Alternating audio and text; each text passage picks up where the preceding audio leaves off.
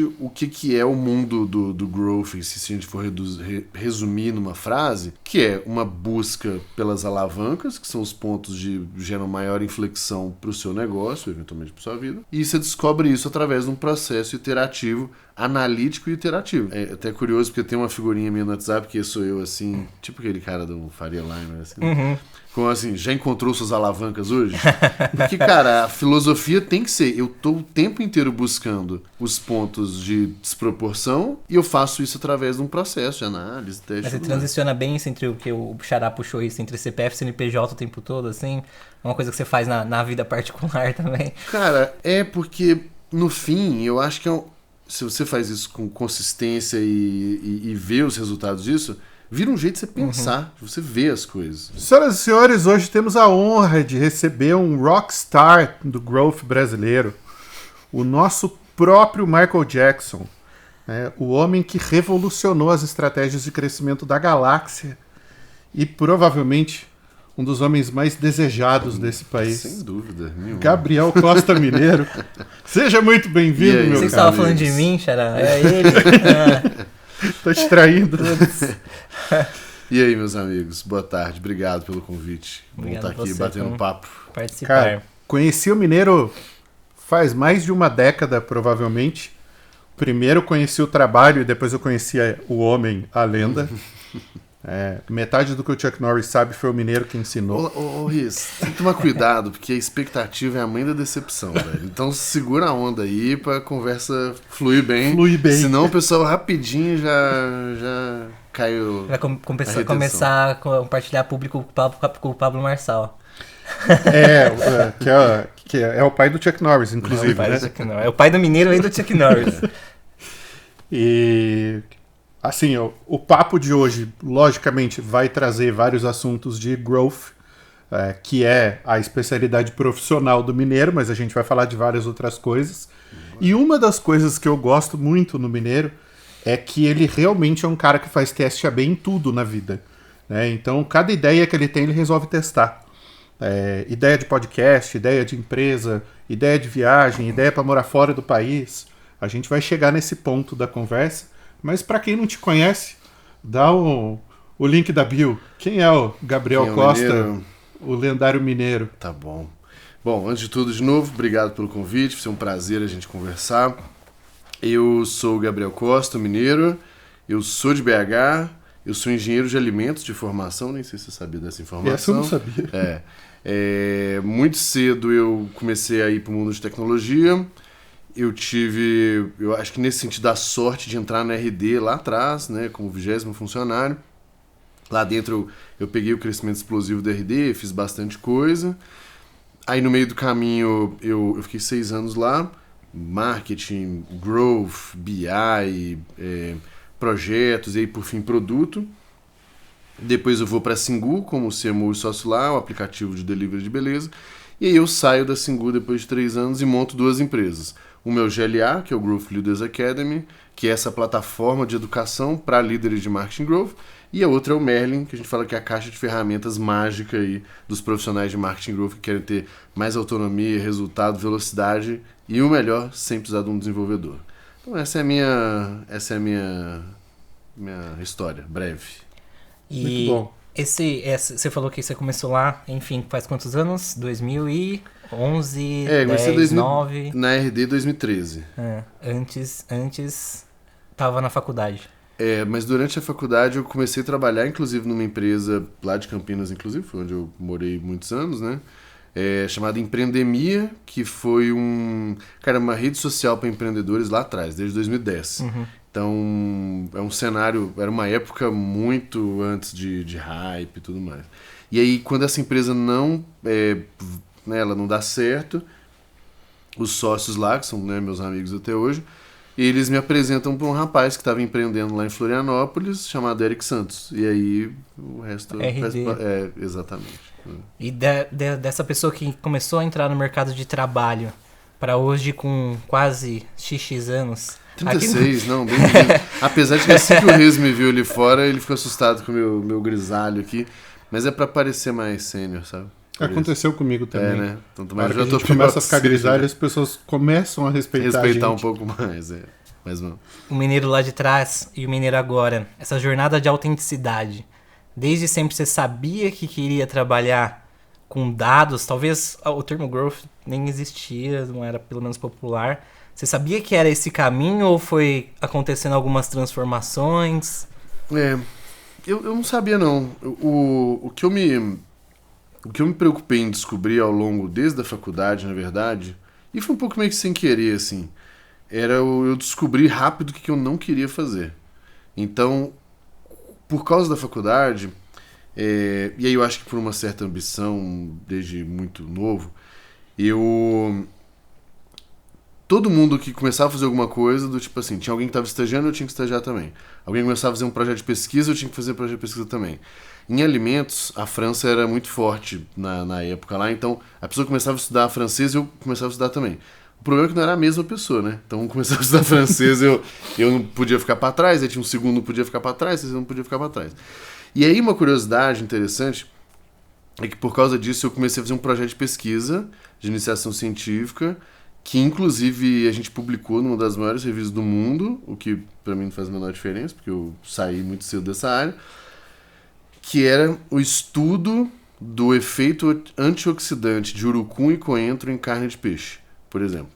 Então eu fiquei 1 ano e meio estudando, pesquisando, e o processo foi muito legal, várias coisas, mas é muito chato, assim, o processo de pesquisa é muito entediante. Então, quando eu ia fazendo essas coisas, eu meio que ia cortando o que eu não queria. Aí eu fui para a indústria e não queria. Quando eu caí nessa empresa de tecnologia ainda, essa empreendemia que eu falei, muito, muito jovem, cara, eu comecei a trabalhar com várias coisas que assim, me exigia rodar em áreas muito diferentes, me exigia aprender rápido. Tinha um viés de número, mas tinha um viés de venda, mas também tinha um viés de marketing digital. Pra vocês terem uma noção, o Empreendemia tinha um blog, chamava Saia do Lugar, que a Rock Content comprou, inclusive, que nessa época, lá em 2011, 2012, a gente já tinha 100 mil visitas orgânicas por mês. Então, 13 anos atrás. Então, de fato, a gente já criava muito conteúdo. Então, aí eu fui entendendo que, opa, esse jogo eu gosto. Esse jogo das coisas mudarem rápido, esse jogo de conversa com o usuário, esse jogo de tenta vender, ao mesmo tempo como que eu expresso um certo conhecimento online e o impacto disso, porque a gente via muita transformação nas pessoas. Assim, se a gente fala de conteúdo hoje, tem esse poder de transformação, imagina 10, 13 anos atrás que não tinha muita coisa online, na verdade, né? Então, aí com o tempo eu acho que eu fui ficando bom em aprender rápido e fazer as coisas. E eu nunca tive muito tempo ruim, né? Então, me bota pra fazer tal coisa, eu faço e aí, se você estiver achando ruim, aí você tem que lembrar que chama trabalho porque dá trabalho mesmo. Senão não era hobby ou qualquer outra coisa. Então, cara, eu meio que era isso. Eu já baixava a cabeça e aprendia e trabalhava. Acho que essa é a grande habilidade, no fim das contas. Né? Esse foi um papo muito legal que a gente teve uma vez sobre gravar vídeo. Nenhum de nós dois nunca gostou de gravar vídeo. Eu acho uma merda, na verdade. A gente sabe que a gente até não hoje fotografa bem no sentido de ficar bonito na câmera, não, né? Fale por você, eu acho. Não, a sua mãe e a Bela sempre acham você bonito na câmera. Exato, que é o suficiente, na verdade, né? E aí a gente falando sobre isso, né? Pô, eu não gosto de fazer, mas não tem que gostar, é trabalho, tem que fazer. Tem que fazer, acabou. E aí um dia eu conversando com o Everton, que é meu sócio na consultoria, e ele falou, cara, eu ouvi esse papo de vocês e eu resolvi que tem coisas que eu não gosto, eu vou começar a fazer porque é trabalho. Como diz o Paulo Musi, né, o marido da Roberta, vamos ser adultinho. Vamos ser adultinho. Se é necessário fazer, vamos fazer. E aí acontece um efeito interessante que para quem já teve experiência de gravar, ou pelo menos uma vez na frente da câmera, geralmente você gasta, tipo assim, 20 minutos para gravar um vídeo de 30 segundos, 1 minuto, né? As primeiras coisas que nós vamos fazer é assim. E aí quando você... E eu sempre fui assim também, não gostava. Aí quando você revê, você acha uns detalhes, você não quer ver e tal. Aí 2 coisas mudaram minha vida, assim, de verdade. Uma delas foi entender que era trabalho e assim como... Assim, eu acho que 80% do meu tempo fazendo coisa chata que eu não quero fazer, sinceramente. Né? Essa é a vida, né, do adulto. Aí eu botei na categoria trabalho também. Tem que fazer, pronto, acabou. E a outra... Foi que uma vez eu tava assistindo, sei lá, um programa do Jô, uma entrevista, e ele tava entrevistando um ator daqueles meio famosões assim da Globo, tipo um Antônio Fagundes da vida. Não sei se era o Antônio Fagundes não, mas era tipo um desse. E aí o cara, sei lá, 30 anos de Globo, novela, filme e tudo mais. Aí o Jô pergunta pro cara assim, e você gosta de se assistir? Tipo, você se assiste, na verdade? Ele falou assim, Deus me livre. Até hoje, quando eu assisto, eu acho que tá uma merda, eu tenho vontade de parar tudo. Eu falei assim, Eu já ouvi cara. isso, é muito bom. Ele falou Bloqueia assim, uma coisa, então né? eu também não vou me assistir. Aí eu não me assisto. Vai lá, produz, trabalho. Aí, óbvio, né? Assim, com o tempo, você vai perdendo um pouco os incômodos e você se importa menos. E aí, de fato, chega num ponto que fala assim, tá, mas será que ficou bom? Deixa eu ver. Eu não assisto meus vídeos por prazer nenhum, não, mas é realmente pra ver, se ficou bom ou não ficou, ajusta e manda bala. Então, a maior parte... E provavelmente eu não vou ver essa entrevista. Primeiro porque eu já falo, eu sei tudo que eu falei. Falou.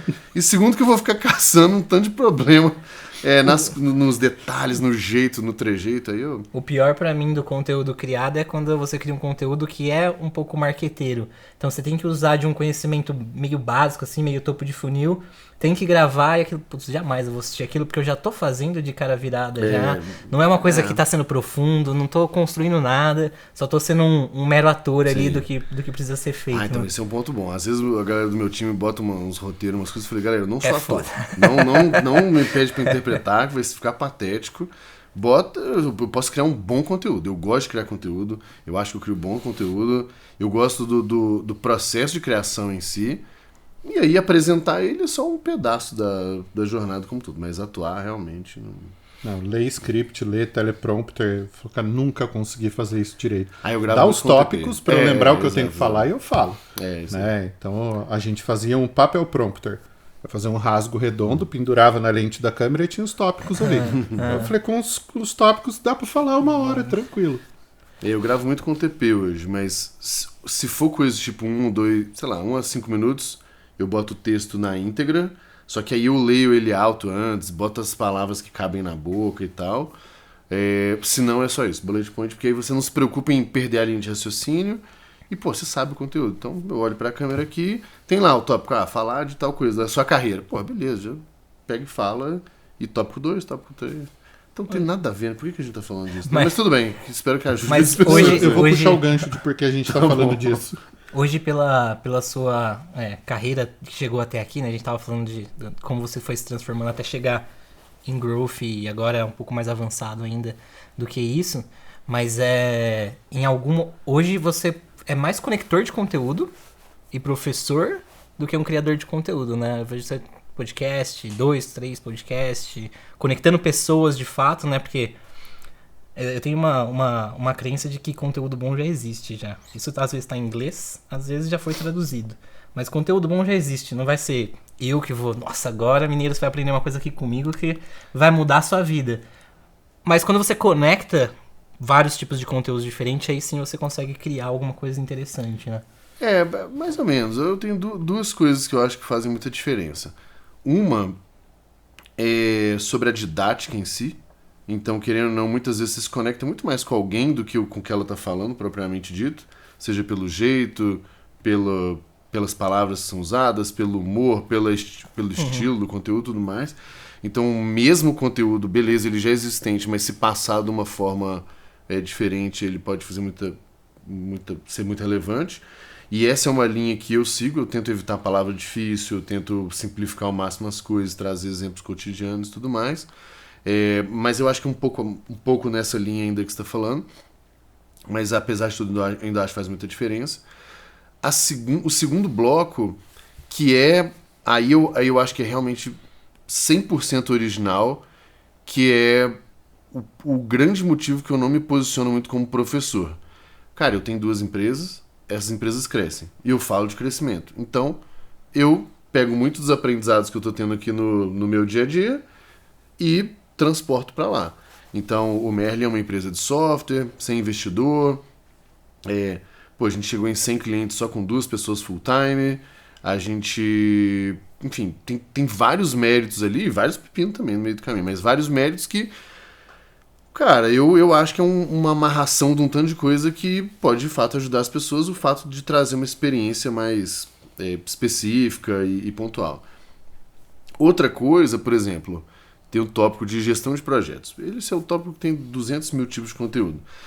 Mas a gente lá no GLA, e nas 2 empresas, na verdade, eu adaptei uma forma, sei lá, de fazer gestão de projetos, de classificar projeto e tudo mais, que funcionou lindamente pra gente.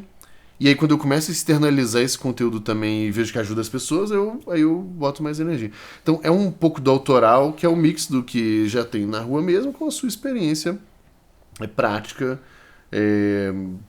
E é por isso que eu acho que a graça do GLA, inclusive, é que eu não sou só um professor. Não que isso não tenha mérito, mas eu acho que as pessoas estão ali porque elas querem entender o que está acontecendo na linha de frente. Desde contratar alguém. Como que eu treino uns moleques muito novos. Agora o meu recorde tem um de 14 anos trabalhando comigo. Como que eu pego... Primeiro, como que eu acho os prodígios?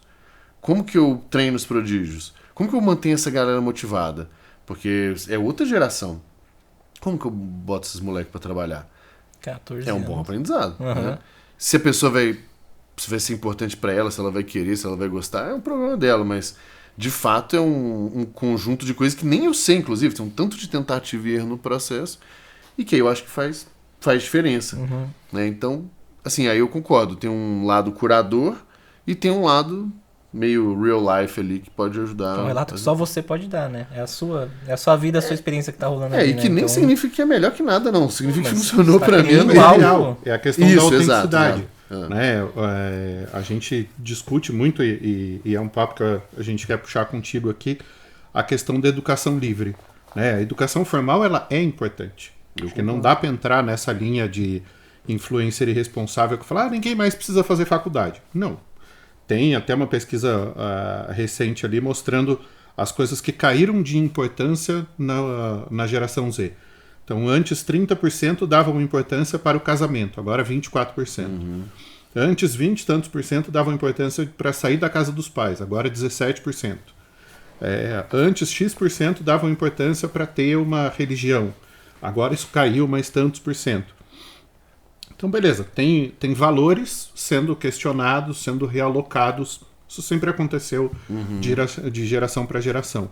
Então, esse papo de que não precisa fazer faculdade, não precisa fazer pós-graduação, acho que é muito mais buscar o hype do que ter o pé no chão. Mas tem o outro lado, que é sempre onde a gente atuou, que é formação prática.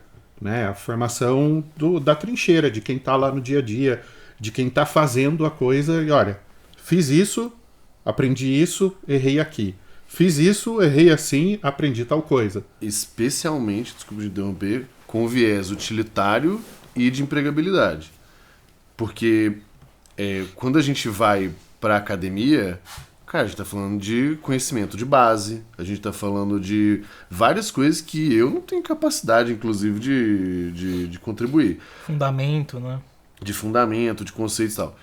O que eu acho que a gente consegue fazer, e a gente vê claramente isso, uma vez que eu entendo para onde o mercado está indo, querendo ou não, muitos dos meus amigos, meus alunos são as pessoas que estão contratando, que é o dono da caneta e tudo mais, você começa a ter sensibilidade maior. O mercado está querendo mais isso, menos isso, está pagando mais aqui, menos aqui, está exigindo mais essa habilidade e menos essa. Daí eu acho que essa lógica do curso livre, ela... especialmente com esse viés bem utilitário, eu quero aprender isso para fazer isso, ou quero aprender isso para ou mudar de emprego, conseguir um emprego novo, ou mudar de posição na mesma empresa, enfim, tanto faz. Aí eu acho que é indiscutível mesmo. Eu tenho visto, a maior parte dos infoprodutos acaba batendo nessa tecla, e eu mesmo uso esse argumento, né? Os nossos professores têm experiência prática. Isso não é para desvalorizar o professor que só tem experiência teórica. Exatamente. Né? Mas é para reforçar essa questão da educação executiva. Eu não vou te ensinar o que a faculdade te ensina. Eu vou te ensinar como é que faz o dia a dia do trabalho. Exato. A habilidade que você precisa ter para entregar o trabalho do dia a dia. Né? Não que você não precise ter os fundamentos. Se você tiver os fundamentos, você vai fazer o trabalho do dia a dia muito melhor, chega mais longe, mais rápido. E aí eu me lembro de vários papos da gente falar sobre a importância da autoeducação, né? Do autodidatismo, de você ter essa curiosidade de ir lá e aprender errando. E que é o princípio de growth. Né? Eu tenho uma hipótese, eu resolvo fazer um teste e eu vou definir parâmetros para saber se esse teste deu certo ou deu errado. É o apetite pelo erro, né? Não ter o medo de errar, de testar, não ter o medo de a hipótese não funcionar. Porque a maioria delas não vai funcionar. Né? Só que quando a gente acerta, isso traz um ganho incremental bem importante. O quanto essa mentalidade é ensinável? O quanto ela é aceita no mercado hoje? O quanto ela é aceita, eu acho que ela é muito aceita. Vou elaborar um pouco mais, mas o quanto ela é ensinável, eu acho difícil. Tem gente fazendo teste até desnecessário às vezes. Não, vamos lá. O processo para o teste, o experimento e tal, eu acho que é 100% ensinável. O apetite a risco e o comportamento, a vontade de... certa ambição mesmo, assim, de ir pra frente e tal, aí eu já não sei. Assim, de fato, eu acho que eu sempre tive uma vontade muito... Eu acho que eu tive uma capacidade cognitiva de aprender, beleza, eu acho que isso muita gente tem, mas a vontade que aí eu acho que é mais complexo. Porque a vontade, ela tem tanta coisa envolvida ali, especialmente, assim, quem está em situações mais complexas, financeiras, sociais, econômicas e tal, realmente a pessoa tem que estar querendo muito, muito, muito, porque é tanta diversidade, tanta porrada no meio do caminho, que realmente tem que se provar num nível muito, muito acima.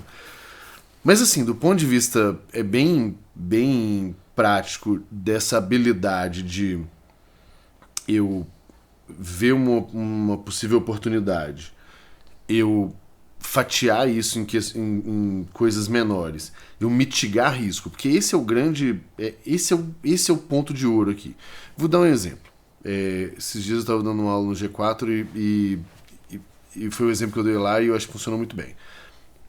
Vamos supor que existe uma feira, né, uma feira mesmo, um evento lá do seu setor, e que, cara, parece que aquilo ali pode ser um ótimo negócio para você, né, como empresa, expor lá, patrocinar e tudo mais. Só custa, sei lá, 50, 100 mil reais para você ter um espaço legal, fazer uma coisa legal. Qual que costuma ser, vamos botar assim, uma mentalidade mais old school da vida? Ou eu boi louco total, tipo, não faço a menor ideia, vou lá e banco, e isso muitas vezes funciona, se eu tenho dinheiro sobrando, eu posso me dar o luxo de perder aquele dinheiro ali, não é grandes coisas. Ou, na dúvida, eu paraliso e não faço nada, né? O processo em si de growth, que isso eu acho altamente ensinável, qual que é a premissa? O que é a sua grande hipótese? Pô, a minha hipótese é que este evento tem o público XYZ, que é um público interessante para minha empresa, que pode se tornar um potencial lead e tudo mais. Tá bom, essa é a sua grande hipótese? É a grande hipótese. Como que eu mitigo o risco de perder os 100 mil reais? Como que eu testo isso? Só que aí tem um outro conceito que eu gosto, que eu falo que os testes eles não servem para a gente ter certeza. Eles servem para a gente reduzir incerteza.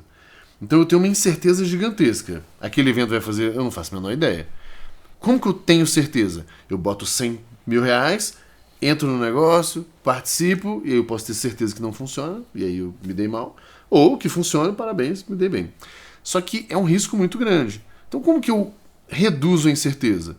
Eu posso ir lá e comprar um ingresso, ou dois, um para mim, um para o meu sócio, um para mim, um para o meu vendedor e tal. Sei lá, custa R$1.000 cada um. Então eu já, em vez de 100, eu gastei 2. Óbvio, se eu gastei menos, eu não posso esperar o mesmo resultado ali. Mas, cara, e se eu sair com 5 leads de lá e um vira-venda? Sem stand, sem nada, só isso, você conversou, participou, tal. Você tem certeza que os 100 mil faz sentido? Não tem certeza. Só que antes você tinha uma incerteza total, agora você reduziu um pouco. Pô, talvez ano que vem você pega o stand baratinho de 15, de 20 e não de 100 ainda. Por quê? Para você reduzir um pouco mais a incerteza. E essa linha de raciocínio, esse modelo mental, eu acho que ele é 100% ensinável. 100%. O que depende, aí eu acho que é realmente das pessoas também estarem num lugar que permite esse tipo de coisa. Senão, não tem magia, né? Imagina que eu vou lá e o cara não quer gastar nem R$1.000 pra eu ir no evento. Pô, beleza. Aí vamos lá que eu sou ninja, conversei com fulano, não sei o que, consegui o ingresso e fui. Não investi um centavo. Pô, gerei 5 leads em uma venda. Reduzi essa incerteza, mesmo sem gastar um centavo. E o cara falou assim, Não sei. Pô, mas não vale nem pagar o ingresso do ano que vem? Ah, não sei. Porra, então, sinto muito. Você já trouxe evidência suficiente para fazer um próximo passo. O de 100 mil, concordo. É muita coisa. Mas esse pequenininho dá para fazer.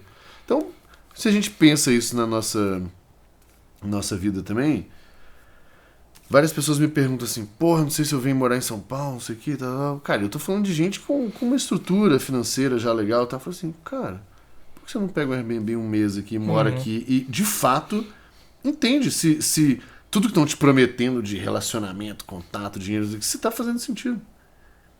Ah, mas não sei o que, não sei se a região tal é boa, se faz muito barulho. Então, Pega o Airbnb lá. pega lá. Um mês é muito, uma semana. Então, só que eu acho que aí às vezes as pessoas elas travam demais e assim, ou eu mudo completamente, levo a família, o cachorro e me instauro para todo sempre, ou eu não faço nada. É porque é romantizado, né? Eu acho que quando você traz isso pra metodologia científica, que é o que você tá fazendo, talvez fique um pouco mais... agora perdeu o romance do negócio, né? Cara, Será? Eu acho que é mais piloto automático É, né? mesmo. As pessoas, tipo assim, nem pararem pra refletir. Até porque quando eu falo isso com as pessoas, várias falam assim, é mesmo, né? Tipo assim, porra, reinventei a roda aqui. Mas eu acho que muitas vezes é piloto automático e aí tem uma brisa que nem faz sentido a gente entrar, que tem, cara, a ver o jeito que você foi criado, por exemplo. Né? As inseguranças Cara, normais da se vida. os seus pais eram funcionários públicos ou empreendedores, e aqui sem glamour, tá? O empreendedor muitas vezes é por necessidade mesmo, é o da feira, é o da loja. Várias pessoas que tiveram pais empreendedores estão acostumadas a muita volatilidade, estão acostumadas a períodos de vacas magras e vacas gordas.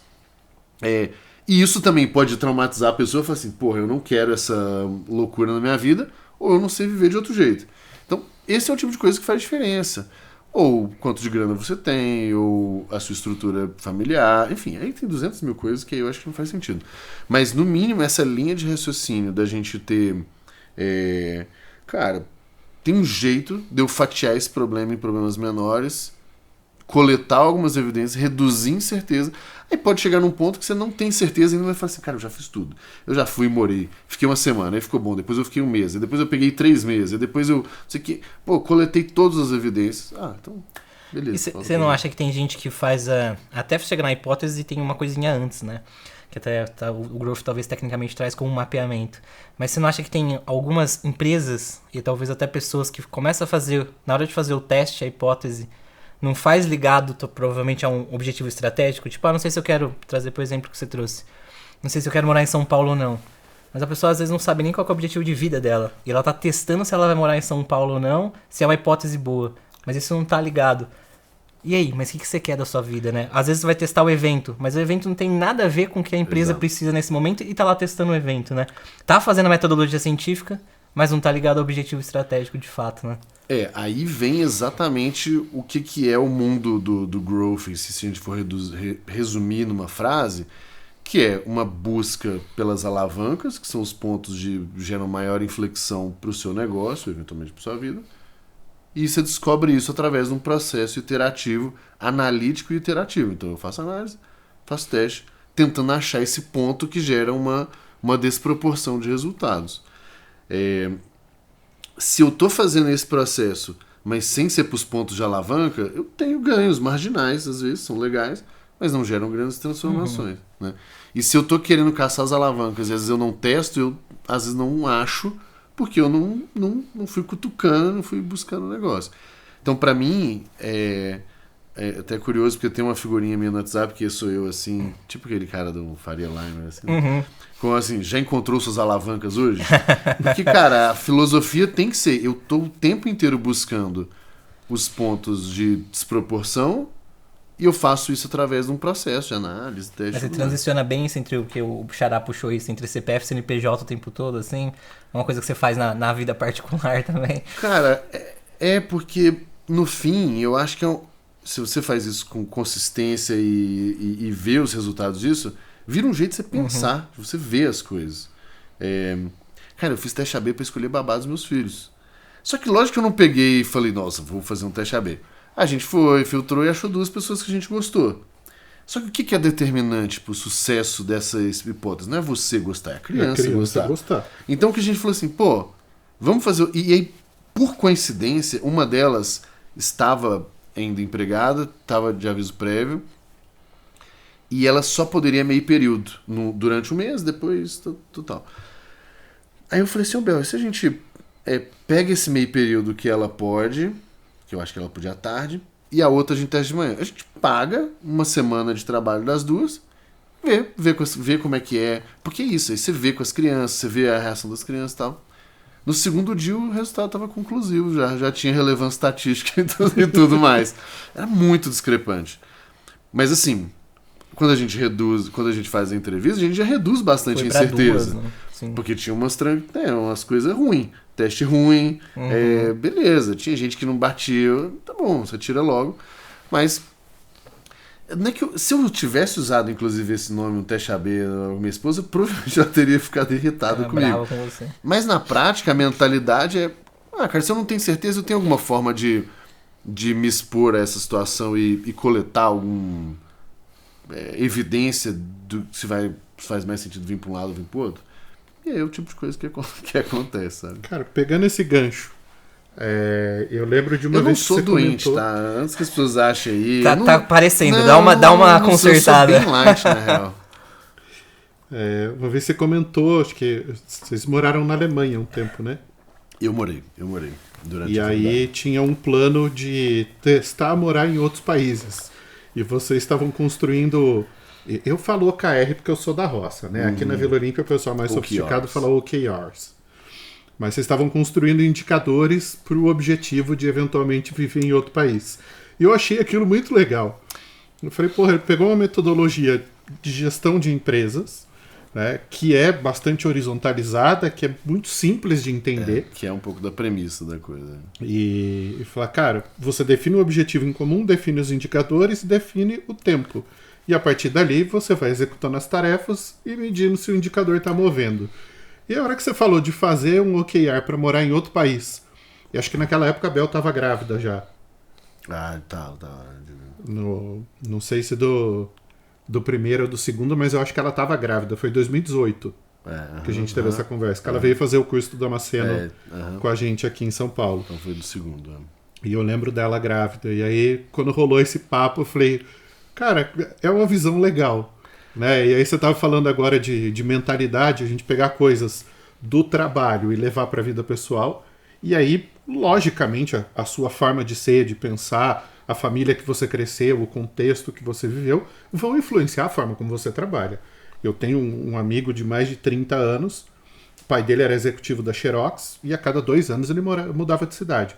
Ele já tinha morado em 4 estados, em 12 cidades, e eu sempre morei na mesma cidade a vida inteira. Então eu tinha amigos dos 3 anos de idade, que hoje com 44 continuam sendo amigos meus, e a gente se vê com frequência.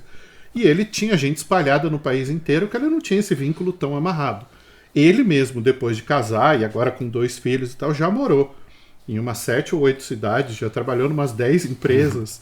Então isso que você citou, né? Filho de empreendedor está acostumado com volatilidade. Filho de funcionário público está acostumado com alguma estabilidade. E aí eu achei interessante a visão. Então acho que é interessante trazer para as pessoas como é que você enxerga isso. Que aí você reforçou o lado aí, parece que eu sou a pessoa mais mala e sistemática do mundo. E na prática é só um jeito de organizar a cabeça. E os OKRs em si, propriamente dito, eu não tenho software de gestão de OKRs da vida pessoal, nada disso. Mas a premissa é muito boa, é um objetivo aspiracional e formas de você... É até intuitivo depois, né? E formas de você medir se está indo em direção àquele caminho, e se não, você ajusta e segue a vida. E diga de passagem, qual que é o piloto? Porque aí tem muita coisa do contexto, né? Onde que eu estava trabalhando e tudo mais. Idade das crianças também e tal. Daí a gente decidiu que segue o plano de querer morar fora uma época, mas aí a gente decidiu como intermediário, inclusive, que é morar 1 mês por ano em algum país do mundo. Aí, que é o intermediário. Aí o plano era começar em julho desse ano. Mas eu acho que não vai dar. Porque é dinheiro mesmo. Não vou enrolar, é o dinheiro. Não, que faz parte, né? Quando você desenha um objetivo e as métricas, você precisa ver que projeto você tem que fazer e o orçamento para aquilo ali. Aí nessa de ter as empresas e tal, ainda tô numa etapa de... Bom, vamos... Aí eu comprei uma casa também, aí cagou tudo. Aí acabou, gente. Morar em outro país, tendo uma casa ou pagando uma casa e complica o jogo, né? Assim, você pode alugar aqui, transformar em Airbnb, eu não vou fazer lá. porque um mês é muito pouco tempo pra isso, mas só exige um planejamento melhor ali. Não, e quando as crianças são pequenas é mais complexo, porque eles estão em idade escolar, né? Não dá pra simplesmente ficar mudando de país. Por causa do aspecto escolar, junto com todas as outras questões, a gente define um mês, porque aí é um mês de férias no meio do ano, e aí é o que dá pra ser. Aí o famoso é o que dá pra fazer. Mas assim, na prática, eu acho que a gente, querendo ou não, acaba... acho que o conceito ali de modelos mentais, né, que na prática é um tanto de drive, né, como você falou do Pablo Marçal aí, né, então já funciona. Que é um jeito de ver o mundo, né, você tem várias lentes ali que você coloca, e não tem jeito, assim, se você tá acostumado a ter uma ambição, pegar essa ambição, quantificar ela, tá? O que é morar fora? O que é isso? O que é aquilo? Você quantifica esse negócio. Aí você vê, beleza, eu tenho capacidade hoje de fazer isso desse jeito ou não? Se sim, se não, e aí beleza, quais são os passos ali? Esse é um jeito sistemático de organizar a cabeça. Eu acho que é isso, para tudo. Pode ser pessoalmente, pode ser profissionalmente. Então, acho que quando você tem até um viés de carreira, próximos passos, vou criar uma empresa, não vou... Eu acho que segue a mesma E profissionalmente, você juntou uma galera no GLA que, em teoria, tem a mesma mentalidade. Porque a galera tá em cargo de growth, etc. Então, em teoria, elas são ambiciosas, têm uma mentalidade muito parecida com o que a gente tá falando aqui agora. Isso é real mesmo? Essa galera, quando você juntou a experiência do GLA daqui, de quando você criou até agora, você acha que tem muita gente ali ainda que tá em cargo de boutique? Sou de growth, mas às vezes não tem a mentalidade de growth, não tem uma aplicação de growth, né? Tem até uma pesquisa que o Gustavo, que tá aqui nos bastidores, tirou da Harvard Business Review, que muita gente sabia o que era Revenue Ops, por exemplo. E muita gente se identificava como Revenue Ops. Só que na hora que pediram pra explicar o que era, definir o que era, existe cada um falou uma coisa e não existiu uma coisa em comum ali pra poder tirar que aquilo realmente é comprovado. Trazendo isso pro Growth, que acho que o Revenue tá chegando agora, mas o Growth já tá há um tempinho. Qual que é o panorama da galera de Growth no mercado? Cara, tem de tudo. Tem de tudo. Porque o que acaba acontecendo nessas... O que seja a área propriamente dito, você... Em áreas que... Tudo que começa a prosperar chama atenção. Então, pensa. Do nada brota um termo, seja um cargo, um papel, qualquer coisa. Que é uma pessoa / um time que, de fato, consegue encontrar boas formas de crescer de forma desproporcional através desse método. É bom. Aí você vê uma empresa fazendo isso, funciona. Você vê outra, funciona. Você vê outra, funciona. Claro, né? O cemitério ali, ele é silencioso, né? Os que não dá certo... Vencedor, né? O viés do vencedor. A gente não sabe o que deu errado. Mas a gente, de fato, começa a ver muita consistência no que dá certo. O mercado precifica isso melhor, recompensa isso melhor, começa uma busca, você tem uma escassez, então, naturalmente, o preço aumenta. Show de bola. Quando o preço aumenta, o que acontece? Você atrai pessoas que querem essa prosperidade também. E super justo, não tem nada de errado com isso. No meio do caminho você tem de tudo. Você tem gente de áreas muito distintas querendo realmente incorporar a filosofia, e você tem, vamos chamar assim, iludidos, né? O que acaba acontecendo muito, e é uma coisa que eu durmo tranquilo absolutamente todos os dias, que é o seguinte: a questão da pessoa ser iludida ou não, e ela gerar uma certa expectativa e tudo mais, depende de duas partes, a minha e ela. Eu não consigo controlar o que ela vai achar, o que ela vai acreditar, o que ela vai sonhar, o que ela vai querer. Eu não consigo fazer isso, sinto muito.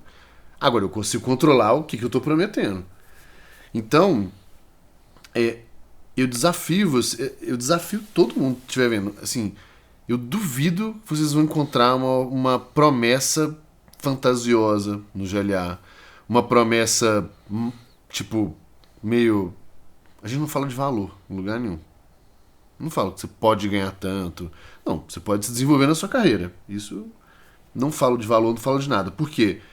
Eu durmo em paz sabendo que o meu lado, eu não tô prometendo nada demais para as pessoas. Se ainda assim, por causa de qualquer que seja a experiência, ela chega iludida, aí eu não consigo controlar. Aí é o problema dela. Tá, mas quando eu faço as lives, quando eu dou feedback, quando, cara, tudo é extremamente sóbrio, extremamente real, extremamente sincero do meu lado. Então, por exemplo, eu não posto. Primeiro que eu tenho muita preguiça mesmo de Instagrams da vida, mas eu não posto meu lifestyle. Eu não tenho foto. Cara, foto de viagem é uma outra coisa. É muito pouco. Muito pouco. Porque eu realmente estou interessado que as pessoas me sigam pelo que eu acho que eu posso agregar para elas. Uhum. Eu não fico postando. Puta, eu não posto quase nada. Primeiro, eu tenho preguiça. Segundo, porque eu não quero que as pessoas. E eu sei que funcionaria muito melhor. Porque as pessoas se conectam com essas coisas. Mas, cara, por que você vai comprar um curso meu por causa do meu carro, entendeu? Uhum. Não tem nexo na minha cabeça. Uhum. Não tem nexo. Porque isso, pra mim, e não tem bobo aqui, né? Nem quem tá falando, nem quem tá ouvindo, faz diferença. A gente sabe que é uma arma muito simples de manipular a percepção das 10% pessoas. das pessoas têm bom senso, 90% querem pegar o código, né?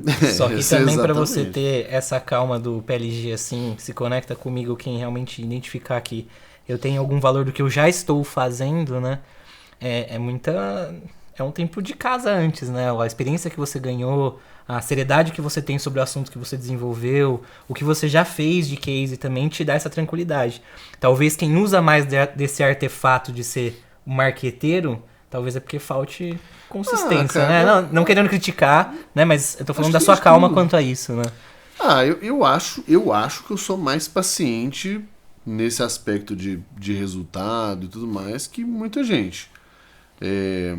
De paciência mesmo, tolerância e conseguir resistir às tentações, e eu passo por várias e várias, inclusive nem resisto, mas e isso faz com que eu não tenha essa parada do preciso virar o jogo do dia pra noite e tal, e nem preciso ficar mostrando nada pros outros. Então eu acho que já é uma característica minha, sei lá. O outro lado, cara, assim, eu tenho duas frases na minha empresa que eu repito todos os dias. A primeira delas é: eu não tenho filho desse tamanho. Então, cara, começa um chororô, fala assim: ó, sinto muito, mas Não vocês sou são pequenos. Eu não tenho. Elefante, eu não vou ter esse tipo de discussão. E a segunda é: faz o que quiser da sua vida, só não me enche o saco. Então, cara, se o cara quer prometer demais, o problema é dele, velho. Eu realmente não tô nem aí. O que eu falo é: eu vou fazer o meu jogo aqui, conteúdo de qualidade, com calma. Às vezes dá pra postar, às vezes não dá, mas quando sair vai sair coisa boa. Essa é a filosofia da coisa. E aí, com o tempo, você constrói uma reputação bem virtuosa, inclusive. Então, cara, eu faço muito poucos projetos de consultoria. Quando eu faço, eu vou cobrar muito caro. Ah, mas você não quer pagar? Tudo bem, velho. Você não precisa pagar. Você não precisa nem acreditar que eu vou entregar ali.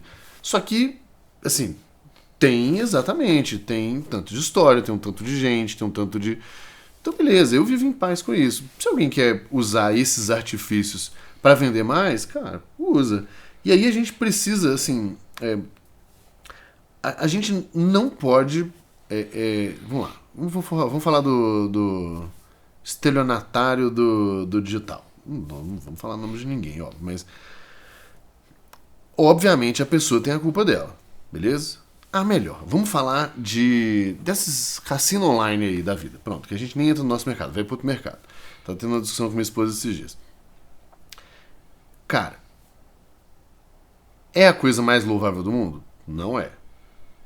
Agora, a gente não pode tirar a responsabilidade individual do ser humano que pega um dinheiro, bota lá, perde, pega um empréstimo, bota lá e perde. Ele tem a culpa dele. Então, assim, o outro que tá fazendo as promessas mentirosas tá errado? Tá errado. Mas ninguém botou arma na cabeça de ninguém.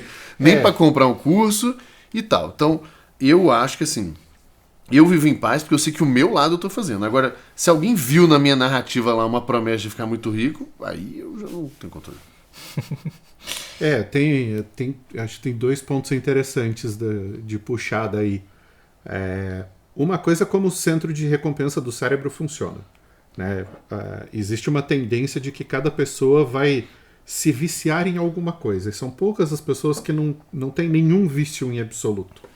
E às vezes pode ser um vício que não é necessariamente classificado como um vício, tipo jogar videogame.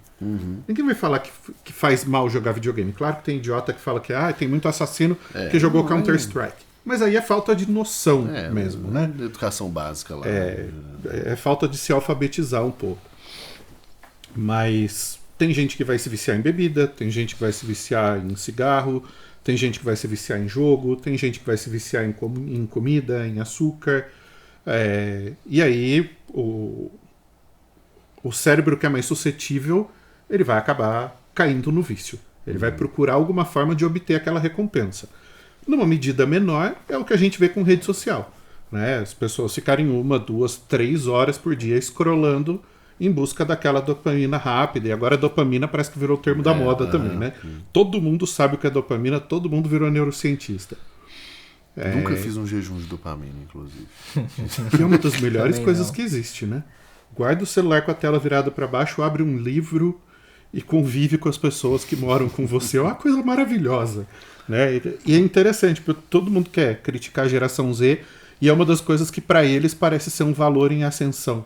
Né? Que é passar mais tempo com as pessoas sem interfaces no meio. Né? Cara a cara, de verdade mesmo.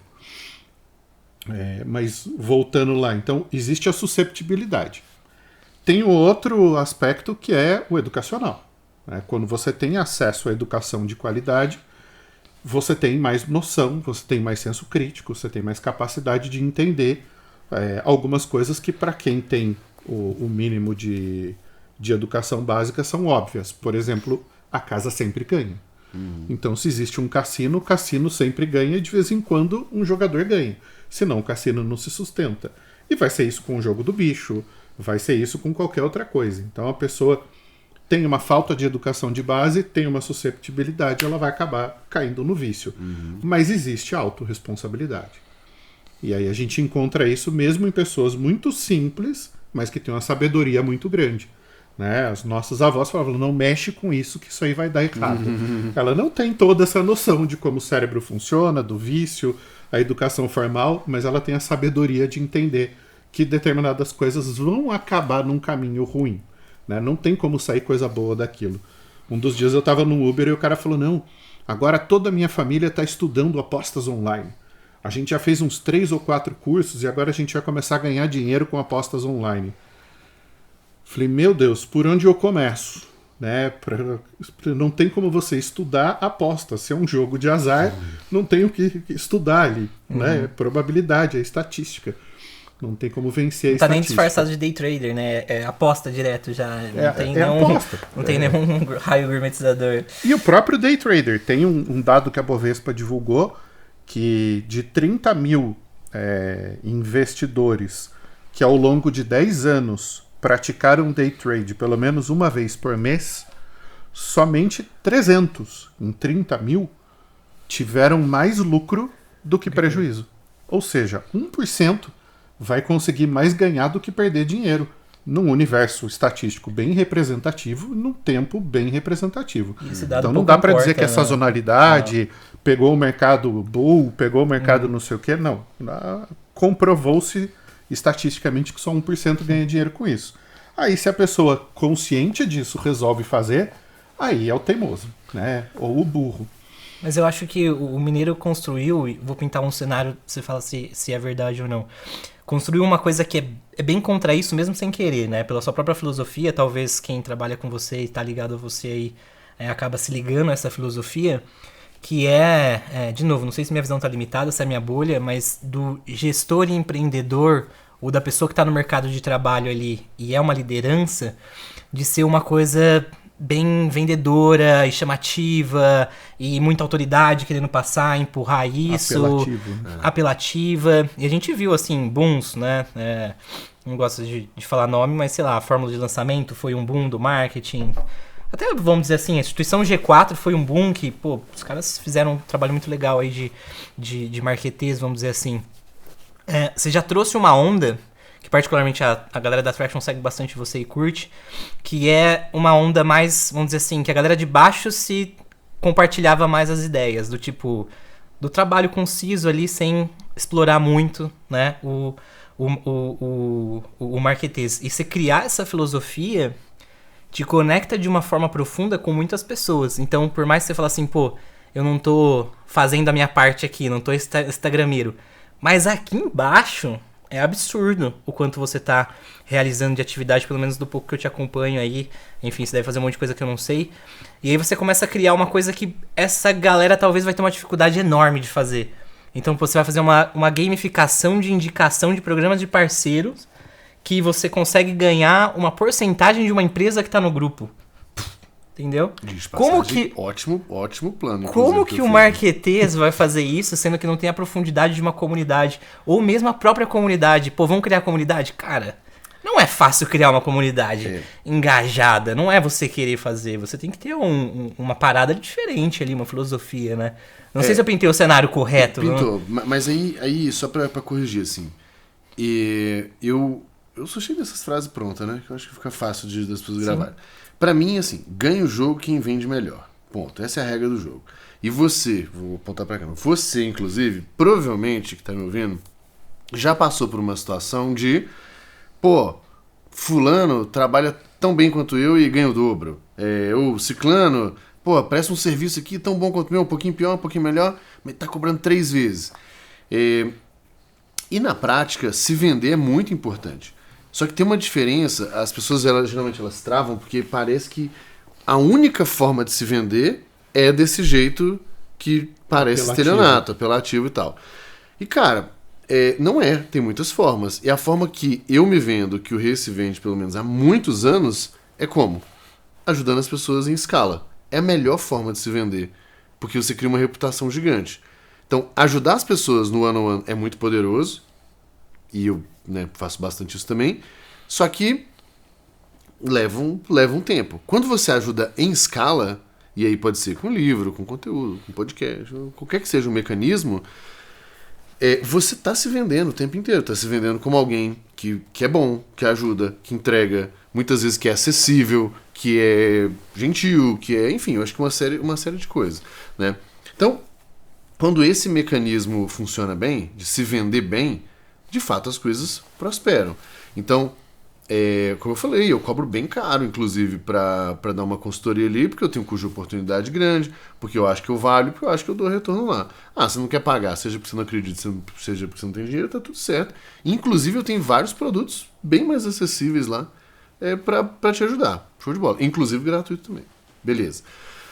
Quando a gente pega, aí você falando um pouco da comunidade, propriamente dito, do meu plano do meu gamification lá, maluco que a gente fez, aí cai numa premissa que a gente tem, que é, se eu sou a pessoa que está se propondo no mercado a ensinar o mercado, ajudar o mercado, levar a educação para o mercado, eu preciso ser a vanguarda. Então, se for para alguém copiar alguém tem que me copiar. Uhum. E pode copiar, não tem problema. Eu corri o risco primeiro. Eu corro o risco primeiro. Porque mesmo que alguém copie, pô, você falou da puta, de novo estão fazendo um negócio assim. Uhum. Então a gente criou uma das nossas filosofias, a gente fala que é o do Raise the Bar. Tem que subir a barra o tempo inteiro. E a gente, ano passado, fez um programa de engajamento da comunidade, que foi muito bom. Daí esse ano eu falei, cara, beleza, a gente tem umas pessoas que copiam e tal, beleza. Aí eu falei, esse ano a gente precisa subir a barra. Como que nós vamos fazer? A gente criou uma estrutura, e aí o mais engajado do semestre vai com a gente pro Vale do Silício, nós vamos pagar tudo, passagem, hospedagem e o ingresso. Vai dar ali, continha de padeiro, entre 15 e 20 pau que a pessoa vai ganhar. Só que você tem que engajar na comunidade. O que é engajar na comunidade? Cara, desde você colocar no LinkedIn que você é membro do GLA, até postar nos stories, até avaliar a gente, até trazer membros novos. Então, eu estou fomentando todo o lance de comunidade, inclusive pagando por isso. E o mais engajado do ano é o ganhar uma cota de investimento anjo no Merlin, né?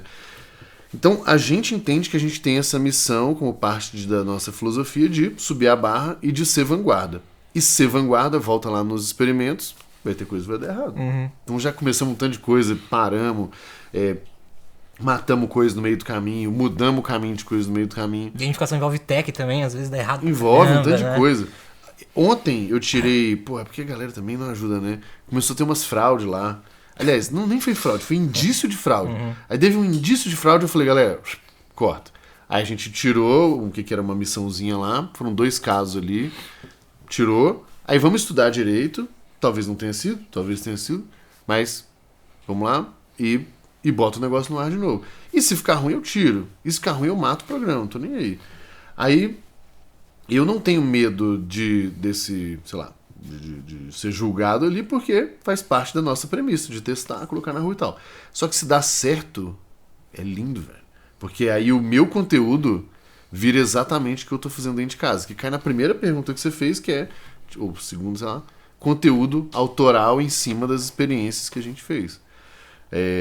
Enfim, então dá pra brisar muito, mas eu acho que dá pra se vender sem ser pilantrex, desde que você entenda que você tá ajudando as pessoas e aí é um ciclo bem virtuoso o negócio.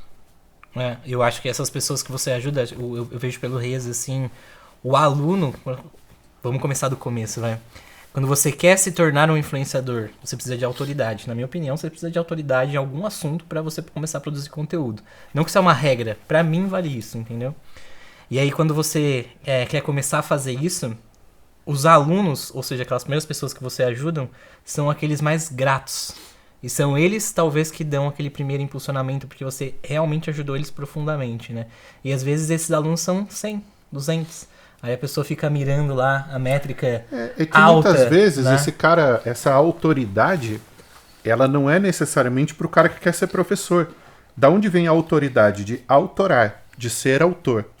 Então, a partir do momento que você gera algum tipo de conteúdo, isso constrói essa autoralidade, o que gera a autoridade. Então, mesmo que você não tenha um curso, você pode ser autoridade num assunto. Tá ajudando alguém, gerando valor. É que o valor Paulo Musi pra agora alguém, criou curso, mas enfim. Não dá para você questionar que o cara é uma autoridade na área médica, na área de fisiologia do esporte, na área de musculação. Ele é uma autoridade no assunto. Por acaso, né, algum formuleiro chegou nele e falou, vamos lançar um curso online, e aí foi lá e lançou um curso online. O que não necessariamente é ruim, porque o cara tem conhecimento estruturado, prático, né, fundamentado, ele próprio é o exemplo e ele pode ensinar isso, então tá tudo bem. Né? O problema é o outro extremo, é quando a pessoa fabrica uma autoridade com o objetivo de vender alguma coisa que é ruim, né, que ela nem sabe fazer de fato. Então essa coisa de criar o conteúdo é importante quando ela está ligada a uma missão maior, né? Quando ela tem um objetivo sincero, né? O objetivo autêntico. Agora que eu reparei que vocês dois estão usando tênis da mesma marca. A gente comprou na promoção, tava semana passada. Eu tô olhando ali falando, onde é que eu já vi isso? Eu olhei pra cá do Xará aqui e falei, descobri onde é que eu vi. Tá hypado. Mas o ponto que você falou de educação, o mercado de educação de modo geral, acho que são 2 grandes mercados, de educação e saúde. Ele tem um comportamento muito diferente dos outros mercados, porque se eu vendo para você esse copo aqui, a gente entra numa relação comercial, você me dá um dinheiro, eu te dou esse copo e ninguém deve nada para ninguém, né? Porque o combinado era esse, sei lá, R$30, você deu R$30, te deu o copo, cara. A gente equilibrou essa situação, ninguém deve nada para ninguém. No mercado de educação e na saúde, você tem um efeito meio maluco, que alguém certamente vai saber explicar o porquê, mas tem a ver muito com uma lógica de reciprocidade e tudo mais, que é você comprou o meu curso, seja o meu curso, a comunidade, qualquer que seja o mecanismo ali, eu te entreguei pelo que você me pagou, só que se eu transformei alguma coisa na sua vida, o seu senso de gratidão comigo é muito grande, mesmo você tendo pago por aquilo. Você pagou. Você nem deveria me agradecer, porque você pagou por aquilo ali. Só que o fato de ser transformador gera esse negócio. E na saúde também. Quando o médico Os faz NPS são mais altos normalmente, né, nesses mercados. eu né? sei lá como que é o NPS em si, mas na prática o que acontece é igual na saúde. Você pagou um médico, seja diretamente, seja plano de saúde, ele fez o trabalho dele. E ele fez um bom trabalho, inclusive, que foi, sei lá, operar, cirurgia, qualquer que seja a coisa. E aí você fica com um senso de, pô, esse cara me ajudou. Dá um presente pra ele, fala... E é por isso que você tem nesse mercado de educação, seja ele o mais exagerado, semi-pilantra ali ou não, você tem essa lógica do fã, porque você transforma a vida do cara. E aí você pode falar o que você quiser pro cara. Ele falou, velho, eu peguei, eu paguei, eu fiz tal coisa, minha vida mudou, melhorou, ponto, acabou, né? A gente, inclusive, tem um negócio engraçado, porque nem foi eu que criei. Eu criei, eu acho que praticamente todos os nomes do GLA e Merlin e tal, mas teve um que eu não criei e é o melhor de todos, o Marlon que criou. A gente tem os membros, que são os nossos membros fiéis, que ajudam a espalhar a palavra. São os testemunhas de GLA. Testemunho de GLA. Então, os testemunhas de GLA, um dos caras criou porque ele teve a vida transformada 100%, assim, 90% por mérito próprio, mas de fato a gente teve um papel de guia ali. E aí ele pegou e falou brincando, pô, velho, eu sou testemunho de GLA. Tipo assim, eu vou defender esse negócio aqui pra sempre, porque teve esse impacto. Então, parte do se vender bem e tudo mais tem muito a ver com isso no mercado de educação. Você gera um efeito meio maluco na cabeça das pessoas, assim. E a gente tem isso também, né? Com um professor que teve um impacto muito grande pra gente, que mudou a forma de pensar, ou que você pegou, fez uma coisa e gerou mais resultado, seja financeiro, seja... enfim. Então é doido. E sendo dono de uma comunidade assim, muitas pessoas têm isso com você, né? É uma responsabilidade também isso, né? Ah, cara, assim, eu acho que a responsabilidade, de novo, eu não tenho filho desse tamanho, velho. Cada um vai fazer o que quiser da vida. O que eu acredito se eu estou seguindo fielmente os meus princípios pré-acordados ali, seja comigo, com os meus sócios e com eles. Se sim, eu não quero essa responsabilidade pra mim, não, sinceramente. É que isso é tão da natureza humana que aparece no storytelling, aparece nas religiões. Se a gente pensar na jornada do herói, o que acontece ali no primeiro terço da jornada do herói? O encontro com o mentor. Né? Então, sempre vai existir essa questão da idolatria, da admiração, daquele que iluminou o seu caminho. Né? O professor é uma figura óbvia para isso, mas você citou o exemplo da babá. Você tem a babá boa e a babá ruim. A babá boa, ela te vendeu o serviço, você pagou pelo serviço, mas você vai ter o sentimento de gratidão certeza. Porque ela cuidou dos seus filhos. Sim, exato. Né? Assim vai acontecer com o psicólogo, assim vai acontecer num restaurante. Você pagou pela comida, ele prestou o serviço, te entregou, mas um bom atendimento faz diferença. Já é estudado e comprovado. Você vai acabar comprando o carro com um vendedor que te atende melhor. Você volta para comprar na loja de roupa mais cara porque você é melhor atendido. Né? As pessoas são mais fiéis à Apple porque existe todo um ecossistema de atendimento, ainda que muitas vezes o produto não seja o melhor produto. Né? O iPhone é o mesmo iPhone há 5, 6 gerações, muda a cor e o número e o pessoal está lá comprando porque existe toda uma aura em cima disso. Eu acho que o que os aproveitadores acabam usando é aquele baixo discernimento, né? A falta de formação, de cultura, e você procura uma coisa que pra gente é muito clara, que é o ICP, né? Ele procura uma persona ali que não tem nada daquele conhecimento, ensina uma alavanquinha mínima que vai gerar alguma coisa para aquela pessoa, por exemplo, fazer a primeira venda. Teve uma onda na pandemia de curso à primeira venda. Então você ensina um cara, você nem explica para ele o que é ser um afiliado, né? Você só gera um cupom e fala pro cara botar pressão que ele vai fazer a primeira venda, porque depois da venda vai destravar tudo. Né? Destravar foi outra copy que explodiu ali durante a pandemia. E aí a pessoa tem uma gratidão que ela ultrapassa o racional, ela vira idolatria. Isso, né? Então o cara começa a idolatrar aquele sujeito e aí vira uma seita. Né? Em vez de virar uma comunidade, vira uma seita. E aí é que a coisa descamba. E os exemplos agora estão ficando muito evidentes, estão virando meme. Ainda bem, né? Uma seita. Infelizmente as pessoas não vão ficar mais sensatas depois disso. Só uma característica. Então acho que essa coisa do mentor é importante. É muito do papel que a gente escolhe fazer. A própria popularização do growth teve teve os primeiros casos, e aí o assunto entrou em evidência. Um amigo nosso uma vez fez um comentário ácido que é muito, muito legal, o senhor Damasceno. Ele falou, cara, Aquele ali também só gosta, no né? Brasil que essa coisa explodiu. Você não vê essa babação de ovo no resto do mundo. Palavras dele. Que eu repetiria 100%. E de fato, tem coisas que no Brasil criaram uma onda de choque muito maior do que lá fora. E depois que passa o hype, muitas dessas coisas vão diluindo. Mas eu vejo um papel interessante no teu posicionamento, no teu trabalho, na forma como o GLA comunica isso, que é um pouco de desmistificar o growth, né?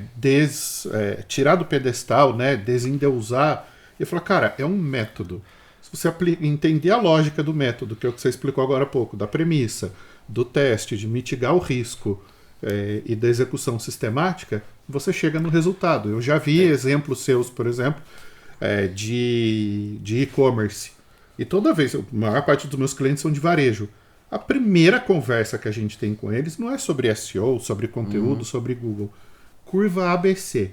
Me fala quais são os seus produtos que tem maior volume de venda, maior ticket médio, maior valor agregado, maior LTV. A gente vai trabalhar neles primeiro. Por favor. É óbvio, né? Mas muita gente Não bucha pra mim isso não, quero curvar, com trabalhar. uma gourmetização surreal. Aí você falou, cara, a ferramenta existe desde os anos 60, 70. Quer ver um exemplo disso, importante? Para não falar que não tem nada, porque eu acho que tem. Mas se você caça em todos os nossos também, site, vídeo, não sei o que e tal, eu não uso o nome hacking. Porque o termo vem com esse growth hack, que de fato, se você olha, tipo assim, é você, cara, achar um subterfúgio ali pro crescimento, né? Hackear o mecanismo. Isso. Né? Mas o hack acabou virando truque. Isso, então. E aí virou meio que o truque meio fantasioso até. Então, por exemplo, eu tô falando de growth, não tô falando do hack, né? Então a gente já quase não usa esse termo em lugar nenhum. Pra não falar que não usa nenhum, cara, certamente alguma coisa você usa a versão passou. brasileira dele, que é mais legal que a gambiarra. Tem até o Gambicast. A gambiarra é outra coisa, podemos falar disso aí também. Mas eu já tirei isso, que eu acho que é uma das coisas. E o segundo, a gente tem 4 cursos na plataforma hoje, tá? Tem muita aula, tem muito conteúdo, mas curso só tem 4. Eu tô realmente com preguiça de fazer mais algum, mas eu acho que eu vou fazer um quinto só. O primeiro é Growth 101, Fundamentos e Conceitos. O que é esse negócio? O segundo, Rotinas de Experimentos, que, como eu falei, é a base pra gente fazer os testes, não sei o que e tal. O terceiro, Data Growth, que é como usar a análise de dados para encontrar as alavancas. Então eu entendo o básico, faço análise, faço experimento. Não tô vendendo nada além disso. E o quarto, que aí foi uma experiência recente que eu tive, que é o tal do PLG, do Product Led Growth, que é como que a gente usa produto, software, como mecanismo de crescimento. Ou seja, que é um pouco além só do jogo de aquisição, que é o que a gente também chegou muito forte aqui no Brasil. É isso. Não tem nenhum exploda suas vendas, não sei, nada. Turbine seu... E aí teve um dia, inclusive, um rapaz falou assim, mas eu achei que tem poucos cursos. Eu falei, você não precisa de mais, não. Tipo, você não precisa de mais. Inclusive, talvez 4 seja até muito. Se você se preocupar em fazer 1 ou 2, porque você sabe a taxa de completude de curso online. Praticamente nem existe. Sei lá, 3%, 5%. É ridículo. Então, pra que você quer 12, 15 cursos? Você aplicou o primeiro? Então. Aí Se eu você falei, fez e aplicou, querido, calma, você já calma. tá na frente de 95%. Eu entendo, porque às vezes a gente vai tomar o processo de decisão e ele precisa de evidência material, racional. E muitas vezes você vai tangibilizar isso como? Em horas, em quantidades e coisas e tudo mais. Mas então, quando a gente fala que a nossa linha editorial sai do hack, sai do pulo do gato, foca no fundamento, e qual que é o bom do fundamento? Ele dura muito mais. Eu não preciso ficar regravando o curso toda hora. Porque a filosofia de se rodar um experimento é a mesma. Se muda a moda, você muda uma ferramental. A hierarquia de necessidades do Maslow. Ela não vai mudar. Não muda. Uma década atrás o pessoal veio questionar e falar, não, porque a geração, na época não era o Zs ainda, enfim, era uma geração qualquer lá. eles não dão importância para os bens materiais, eles valorizam as experiências. Passada uma década, não é que eles não dão valor, é porque eles não têm dinheiro para comprar. Não é que ele não quer comprar casa, não é que quer comprar carro, que ele não consegue. Então ele Eu acho que teve uma desvia a mudança no atenção para as Maslow, só que experiências. aquele desenho, aquela brincadeira que é o Wi-Fi e bateria, né? É, que eles é botaram aquilo, cara, ali no... aquilo é básico, aquilo não vai mudar, né? É o fundamento. É. Então, aí, quando a gente cria toda essa nossa narrativa, talvez a gente não seja sexy pra um tanto de gente. Tá tudo certo. Só que aí quem entende o nosso jogo, ou no mínimo, cara, experimenta o nosso jogo aqui, vê que tem coisas que... E aí um pouco da didática, um pouco do conteúdo e tal, que aí não acha em outro lugar, ou acha, mas não acha de um jeito coerente. Sei lá, aí cada um faz o que quer da vida. E que é outro fundamento do marketing, né? Que é posicionamento. Uma vez Exato. que você se posicionou, você escolheu uma posição e você escolheu com quem você quer falar. E aí vou puxar uma polêmica para gerar cortes. Vamos usar a técnica. Vamos lá. Quando a gente conversou no teu podcast, no Deep Growth, acho que faz 3 anos pelo menos, eu lembro de um comentário que eu fiz sobre branding, que eu falei que é algo que me incomodava muito, é que a maior parte das empresas de tecnologia, das startups, não olhava para branding. Olhava para performance, olhava para crescimento, olhava para growth, mas praticamente ignorava a construção de branding. E aí veio a pandemia, veio a inflação, veio O inverno. a escassez de financiamento para as empresas de tecnologia, o dinheiro fácil acabou e acabaram as empresas com escorregador, piscina de bolinha, mesa de sinuca na sala de reunião, a fase farofada do mercado. Agora todo mundo tem que ser adultinho. Tem que trabalhar, né? E vamos trabalhar de verdade. E mudanças no mercado, acho que o mercado digital pós-pandemia é muito diferente do que era o mercado digital antes da pandemia, muito mais saturado, muito mais competitivo. E agora o assunto, o canhão todo voltou para a construção de marca, para a construção de branding e tal. Queria a tua visão sobre isso. Tá. Assim, eu infelizmente não vou ser o cara polêmico aqui nesse tema simplesmente por tentar de novo entender o fundamento das coisas antes do hype, né? Inclusive esse tema ele é tão presente que eu gravei um podcast novo, chama O Experimento, então fica a dica aí pra você, com a Guta. A Guta é uma pessoa de branding, ela criou uma consultoria de branding lá atrás, a Brand Gym, e hoje ela tem o Purple, que é um software para você medir esse trabalho de branding. E a gente criou esse podcast e cada episódio é discutindo um tema nessa lógica aí. O que eu acho que acontece é que, você falou um pouco do mercado, eu acho que ele é muito determinante nessas escolhas ali. Porque quando você quando você sai daquele jogo antigo, publicitário, onde você não tem muita evidência do ROI direto das coisas e tal, e vem para o mundo digital, onde é uma delícia, porque você mede muito mais as coisas e tem muito mais capacidade de tomar uma decisão rápida por causa do número, e você entende que as empresas que crescem rápido, elas pegam um dinheiro, botam aqui, medem, e de fato quem faz bem esse trabalho e vai botando grana onde está funcionando, gera um resultado legal. Só que aí, quando você não trabalha os fundamentos, e aí o que é o fundamento? Cara, você falou de posicionamento. Se eu quero ser percebido como um cara, uma empresa foda nesse aspecto, que vende para esse público, que tem essa forma de trabalhar e tal. Se isso está muito claro e é bem vendido, quando chega alguém, por qualquer que seja o canal, orgânico, pago e tal, e vê, ou seja, alguém que é essa persona, eu consigo chegar nela, e que vê que eu potencialmente resolvo o problema dela, a chance da conversão é maior, certo? E aí, logicamente, você tem mais resultado. O que acontece é um descolamento mesmo, onde você tem incentivos muito grandes a curtíssimo prazo. Eu preciso bater a meta do mês do trimestre para que venha a próxima rodada de investimento, né? Então você entra nessa dinâmica. E aí, eu acho que hoje, o foco, eu acho que nem é só marca como um todo. Eu acho que é uma preocupação de você ter um mecanismo de geração de demanda para você que você não depende tão diretamente de grana imediata das plataformas e tudo mais. Primeiro, que aí você não fica tão sujeito às regras dela. E segundo, você também não fica sujeito às volatilidades. Então você pega um mês da eleição, o que acontece com todo mundo que compra mídia? Paga mais. Por quê? Porque tem mais grana entrando na plataforma, tem mais disputa, mais competição, fica mais caro. Simples assim.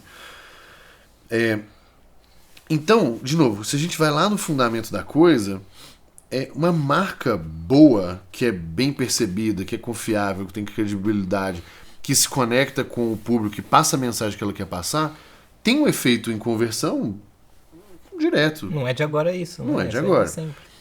Só que tem uma segunda coisa ainda. Beleza, talvez você ainda ache que... Se você que está ouvindo aí acha que é muito abraça-árvore esse papo, então tem um segundo lado que é menos abraça-árvore. Que é o quê? Tem algumas indústrias, especialmente, que pela natureza delas, o consumidor tem mais receio de comprar.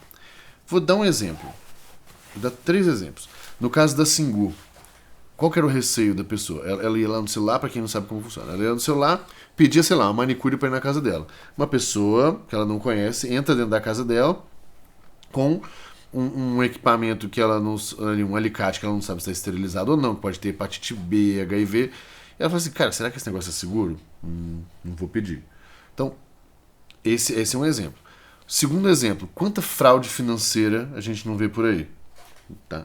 Então, cara, se você tem um business cripto ou um business de investimento, você entra inevitavelmente num mercado que tem muita picaretagem.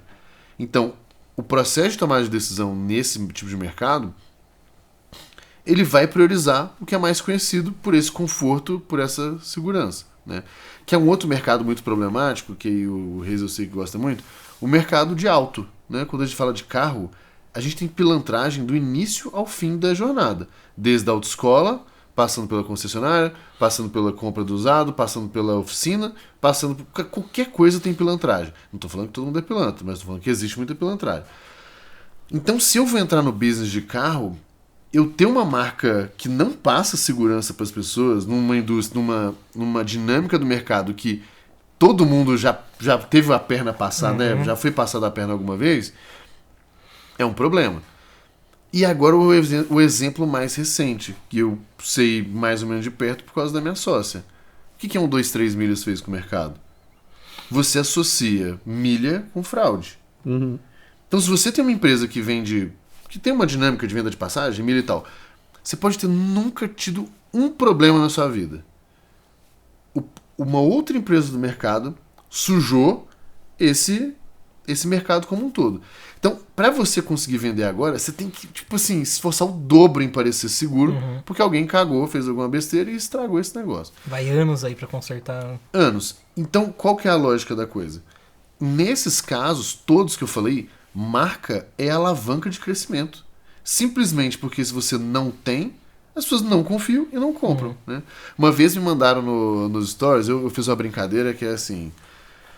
me fala aí qual que é a sua, qual que é a sua empresa, qual que é o seu mercado, que eu te falo onde que é a alavanca de crescimento. Daí o cara tinha uma fintech, que todo mundo já liga, né, tal, no mercado de auto. Então era um cara que, eu não lembro exatamente o que era, mas era tipo para ajudar você a pagar uma multa, pagar uma coisa assim. Então ele misturava.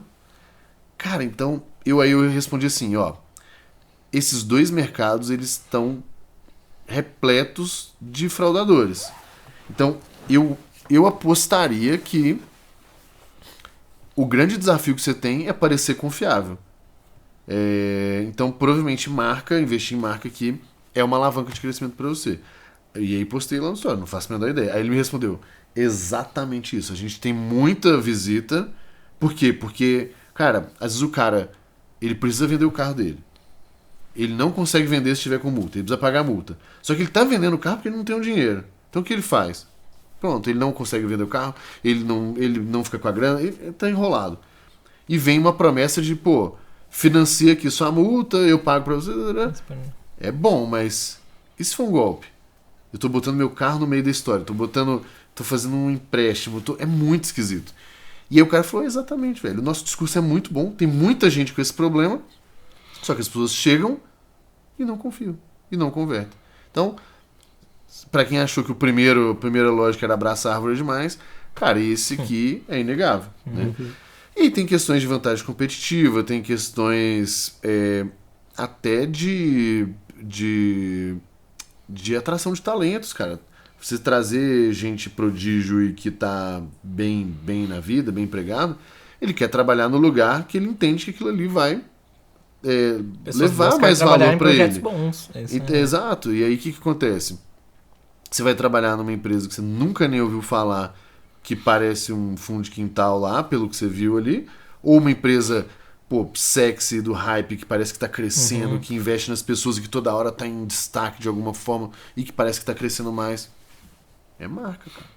Então, assim, eu sou bem suspeito para falar, porque eu tendo a ser muito mais o cara que está olhando pro fundamento, e eu acho que isso aí é indiscutível. Excelente resposta. Obrigado. Já falei lá algumas vezes, por isso que eu tô treinando. Pena que ficou muito longa para render um corte só, mas... Vira um vídeo do YouTube. 10 minutos de... Não, mas de coisa. E é uma discussão importante, uma discussão que o mercado deixa de fazer muitas vezes ou polariza demais. Ou é performance ou é branding. Não, é o E. Eu falo isso o tempo todo. É isso e aquilo, não é isso ou aquilo. Posso fazer uma versão nova pro corte? Assim, esse negócio de branding e growth junto não funciona, tem que ser separado mesmo, tudo uma merda. Título do vídeo, corte. Eu não acredito em branding. Eu não acredito, é o melhor. Posso fechar de uma maneira virada de chave, mas de outra maneira, Xará? Pode, só tem uma última aqui que eu quero fazer. Então faz ela antes, porque senão você quer fechar. Não. Ou a sua é chocante e precisa fechar. Não é nada chocante, é só pra criar o hype aqui do momento. Você comentou sobre aprender rápido, sobre mudanças na carreira e tal. Eu imagino os profissionais que estão chegando agora. A gente pegou em uma década, eu estou nesse mercado há 2 décadas e meia, uma série de mudanças muito radicais e muito rápidas. E agora isso está encurtando em termos de ciclo de tempo. As coisas mudam mais e mais rápido. Como é que um profissional que está chegando agora, que conselho que você daria para ele se ele for olhar para uma década na carreira? Para falar, olha, bom, eu quero passar uma década fazendo essa coisa para ser reconhecido como um cara sensacional. Tá bom. Porque não dá para prometer que vai ser em 1 ano, né? Na verdade, dá para prometer que não vai ser em 1 ano. Essa dá para prometer. Cara, eu sou, assim, eu não sei o como, mas é uma série de princípios que eu sigo há muito tempo e pra mim continuam... É bem a questão da mentalidade. Intocáveis, assim. Eu não inventei nada, eu saio catando o que gente inteligente fala e monto ali o meu quebra-cabeça. A primeira coisa, tem um livro que chama Deep Work, do Cal Newport. E ele começa o livro, eu acho muito bom o livro, inclusive, fica a recomendação. E ele começa falando que as 2 grandes habilidades da nova economia são conseguir aprender e conseguir se concentrar. E aí ele explica toda a lógica de por que o deep work faz tanta diferença, o tipo de trabalho que você vai criar e tal. Mas, por quê? Porque uma vez que você cria uma dinâmica de muitas mudanças muito rápidas o tempo inteiro, saber uma habilidade ou outra técnica ali, em 3 anos não faz mais diferença. Ou já mudou radicalmente, então não faz diferença. Então, você ter a habilidade de aprender rápido e a habilidade de ficar concentrado. Beleza. E aí quando a gente vai para um Charlie Munger da vida e para vários outros sábios aí, todos esses caras defendem a mesma coisa, que é fundamento. Back to basics. Porque o fundamento não muda. O que a gente fala de marketing hoje tem quantos anos? 50? 70? 80? 80 anos. Beleza, o que você tem? Você tem uma camadinha que chama YouTube. Você tem uma camadinha que chama não sei o quê. Mas quando a gente fala de copy, de persuasão, de persona, de qualquer seja o nome pode ser novo, não tem problema, mas o fundamento de comunicação, o fundamento de marca, tudo isso, velho, já fala na mente há muito tempo. Então, eu gosto muito dessa lógica de fundamentos, porque os fundamentos, eles principalmente aqueles que resistiram ao tempo. Então, quanto tempo não estão tentando bater nos Kotler da vida, né? E criar coisa nova. Mas no fim do dia, o hype 4 morre Ps. e o cara continua lá firme e forte, né? Beleza.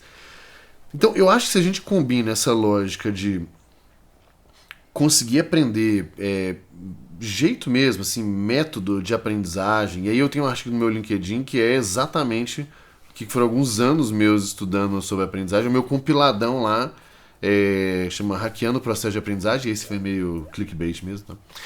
Como aprender mais e melhor num mundo cheio de pressa e distrações, alguma coisa assim, por aí. Mas o processo de aprendizagem eu acho que é muito importante, e a história dos fundamentos. Então, cara, se você vai querer vir para o mundo do marketing, se você vai querer virar um programador, por que um programador bom muda a linguagem de programação? Ele só precisa de um tempinho e depois ele vai. Cara, porque o fundamento de lógica, de banco de dados, de como que as coisas se conversam, de performance, não muda. Beleza, aí você tem paradigmas novos agora de AI. Cara, o cara que é muito bom e pegou o fundamento vai conseguir tranquilamente. Ou seja, ele aprende rápido e ele tem um fundamento forte. Essas coisas chegam e se mantêm muito bem. Então, pra mim, sempre foi o jogo. E aí eu acho que o jogo de paciência mesmo. Porque eu acho que quanto mais inteligente e prodígio for a pessoa, e geralmente essa pessoa ela viveu num contexto de sempre ser elogiada dessa forma, seja por colegas, familiares e tudo mais, também tem um senso de, bom, se eu sou tão esperto assim, eu tenho que chegar em lugares tais mais rápido ou em lugares maiores, né? Tem uma pressãozinha aí. Tem uma pressão, seja interna, externa, os dois e tal. E aí é um jogo de paciência, cara, porque se você não tem essa pecinha aí a chance de você cair nas promessas meio falsas aumenta muito. Aumenta muito, muito, muito. Então, Antecipação do sonho, né? E não sei, cara. E aí você se vê na oportunidade do jogo do Tigrinho, entendeu? Se você tá com a cabeça no lugar e não tem a pressa, cara, até hoje eu não tenho nem conta no TikTok, por exemplo. Eu não jogo nada, zero, zero, zero, zero. Por aquilo que você falou, porque eu acho que já sabendo que eu vou viciar, já sabendo que vai ser uma merda, eu nem começo. E aí, então é isso, velho. Se você é inteligente, esforçado, dedicado, aprende rápido, ambicioso, nem entra nessa parada. Nem pira nisso, porque senão o tempo inteiro é tentando ser mais esperto que os outros e tal. Aí eu acho que não funciona. Aí você fala, mas meu amigo conseguiu. Tá, então parabéns pra ele. Ele é fodão, merece. Primeiro que a gente não sabe se essa história é real. E segundo que você não é seu amigo, então calma o coração. Ele é uma regra ou ele é uma exceção? Então. Muitas vezes é exceção. Pois é. Você volta pra sua mãe, você não é todo mundo. Você faz Exato. Eu acho que o problema é que é o contrário, você é todo mundo sim, assim, tipo, na prática a gente tende. Cara, é um jogo. O tempo inteiro as nossas decisões é um jogo de probabilidade, o que vai dar certo vai dar errado. No jogo de aposta você é todo mundo, a chance de você ser especial é muito pequena. Então, felizmente sua mãe estava errada, ela mentiu pra você. Viva com essa pressão aí de ser um Zé Ninguém. Cara, se você joga um jogo de eu não sou tão especial assim. Quer ver uma coisa que me ajudou muito também? Eu vou criar um conteúdo. O que as pessoas vão falar? Que elas vão pensar? Meu filho, ninguém vai pensar nada. Tá todo mundo vivendo nem sua vai vida, ler. tá cagando pro que você tá falando, entendeu? Então, quando a gente sai um pouco desse egocentrismo aí e entra num jogo, cara, fazer o meu jogo bem feito, direitinho, ajudando as pessoas e no longo prazo eu colho o fruto desse negócio.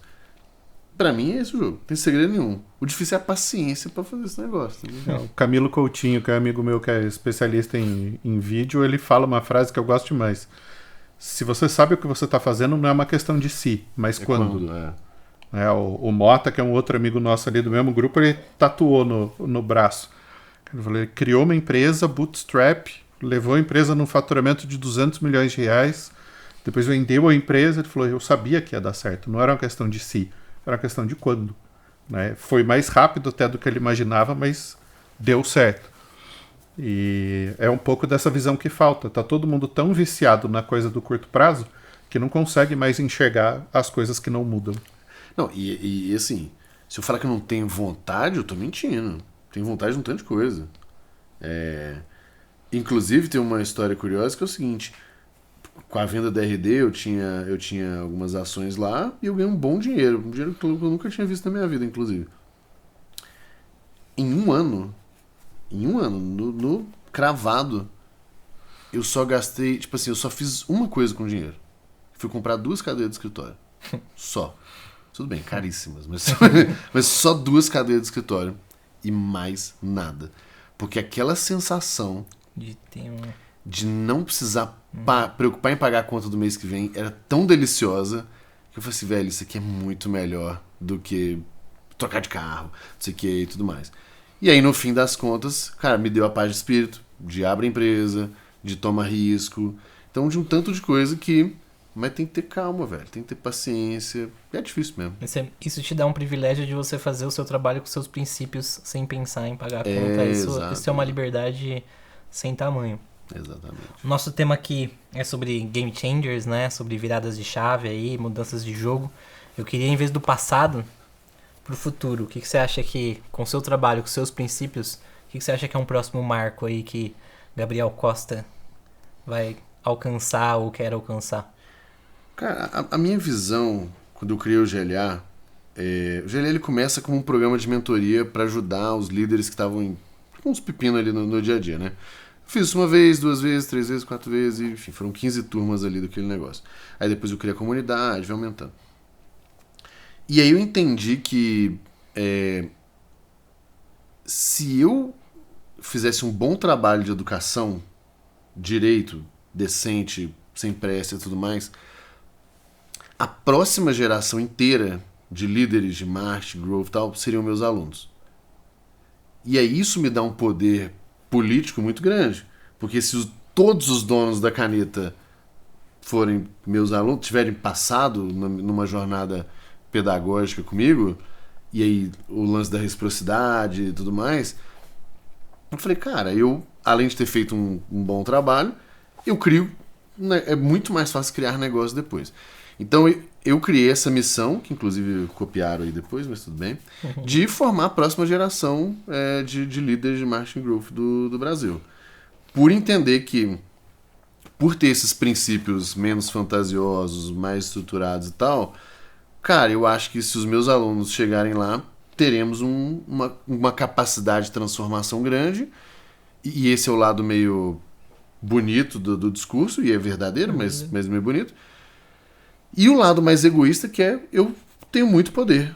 Poder no sentido de, cara, eu quero começar um negócio, 3 WhatsApp, eu começo a conectar as pessoas, eu posso criar negócios novos, eu posso... Então, assim, talvez a grande mudança que eu quero fazer agora é isso. Só que aí o que acontece? Leva tempo, porque eu tô pegando um tanto de gente desde o início, outros que já estão em posições. Então, talvez aí a 5, 10 anos a gente tenha a próxima geração inteira, seja meus... Meu sócio falou isso esses dias. Um dos nossos maiores clientes contratou um head de growth. E no dia que a gente foi fazer a primeira reunião com ele, ele falou, cara, primeira vez que eu te vi foi numa palestra no RD Summit em 2014. Eu falei, pois é, 10 anos depois, esse cara é lá o dono da caneta. É o cara que tem um time de 25 pessoas embaixo dele. Ele falou, para eu fazer o meu trabalho, eu preciso do seu trabalho. Então vamos trabalhar junto. Leva 10 anos, né? Aí as pessoas têm que ter paciência mesmo do jogo. O bom é que é uma jornada, de um modo geral, ela... Apesar de olhar 10 anos, não é que você vai viver 10 anos de ingratidão, sofrimento, angústia. Não, velho, é legal. Tem muita coisa legal. Isso aqui, inclusive, é um negócio muito bom. A construção você é começa legal, né? a, cara, ter relacionamentos muito bons, uma reciprocidade muito boa.